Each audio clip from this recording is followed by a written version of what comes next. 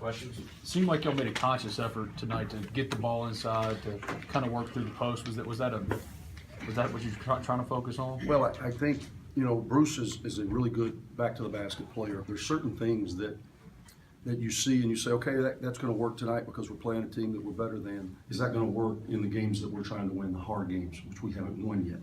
Are we going to be able to make those plays? I think what Bruce does translates because he's big, he's quick, and he creates space with his body. He makes tough angle shots in there. Still really, really struggling with his jump shot. It's a mystery to me. He puts the reps in. He's just not making it. Maybe he can have a night where, like Eustace, knocks in 2 in a row, or like Markell early. Markell has really been struggling. I think he made 4 of his first 5. He didn't finish it as strong as I would have hoped, but maybe Bruce can have that night from the perimeter. But offensively, at the block, I think what he does translates. And so we're trying to establish a low post presence, and he's our best option. The problem is on the defensive end because we go tit for tat with him. He's got to get better defensively. And if he gets better defensively, I think our team can take that next step. We've got enough guards, and I'm not really pleased with any of them, but we've got enough of them where we can kind of shuffle around and try to find. We need a constant presence inside. It's KG defensively, it's Bruce offensively, but this ain't football.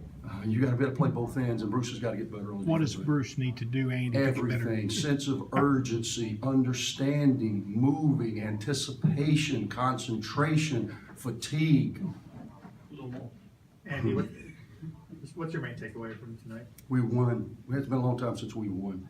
And we had spurts. We're up 19 with 8 minutes to go in the first half. It should have been a 20-point game at the half. We let our foot off the pedal. All of a sudden now they battle back, give them some life. We come back, get it back 18. Just don't. And we're not playing with a sense of urgency. It's the same thing I've been telling you guys, man. And if I'm telling you, do you think I'm expressing it to them? Yeah, that would be a good bet. They're hearing it every single day, but they've got to believe it and buy in. You've talked about the seniors and wanting to see that from the experienced guys. Do you think you're getting that? Or KG for the most part, I think, just based on the way that he's playing, he's given us. He's our best defender. He can get a hard rebound. Offensively, he's kind of gotten back to being the guy that just is not playing with any confidence. As I told you guys last time, I would love to be able to give him a feel for confidence, but I can't. All we can do is rep, and put him in the game. And then he's just got to go out and make the plays offensively.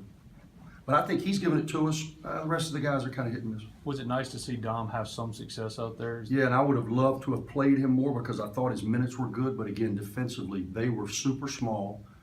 Their best player is number 23, Chris Galbraith. He goes for 22 and 9. He starts at the 4, so we can play traditional. Then he played the majority of the game at the 5.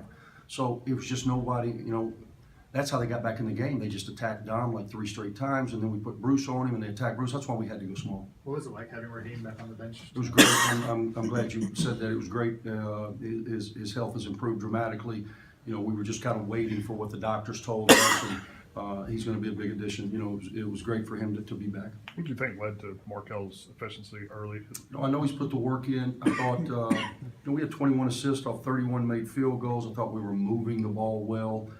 In the second half, we, again, 10 for 17 from the free throw line. I thought this team could be a good free throw shooting team. That has not happened as of yet. Left a lot of points on the table, but if we just make the clean ones, we score 100 points. Our biggest issue is just defensively. We have to sit down and guard. You talked about that, thinking that would be a strength. You guys on-ball defense in the preseason. Why hasn't that been the case, you think? I don't know. I just think that when we get hit with some in-game adversity, we're fracturing. We're not being as concise as we need to be. I think our anticipation has to be better. I talk to them about this all the time. It starts with concentration. Concentration leads to anticipation. You have to be in an anticipation mode all the time in basketball, or it goes too fast. So concentration leads to anticipation. Anticipation hopefully leads to recognition. Recognition, execution, completion, victory. Our anticipation, our concentration, our urgency, I hate to be so redundant, but that's what's screaming at me. We're just not as urgent as we need to be. Well, is it nice, though, in a game where you're the heavy favorites, is like to see them make some improvements, especially with the Doms and them of the world? Is that something you can build on moving forward? Well, I hope so. For us, man, it's trying to get better. And as I've always said, the optimal state of being for a coach is to learn and win while you're doing so. We haven't won in a while. We'll take this tape, we'll learn. We're out of school now.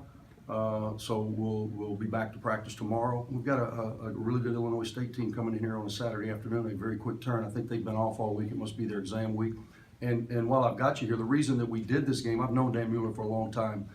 It really was, our relationship was established based on Torrey Ward. You guys know Torrey, many of you have been here and covered us for many years. Torrey was a player at UAB when I was an assistant for Murray Bartow all 4 years. I then hired him. He was on my first staff for 5 years.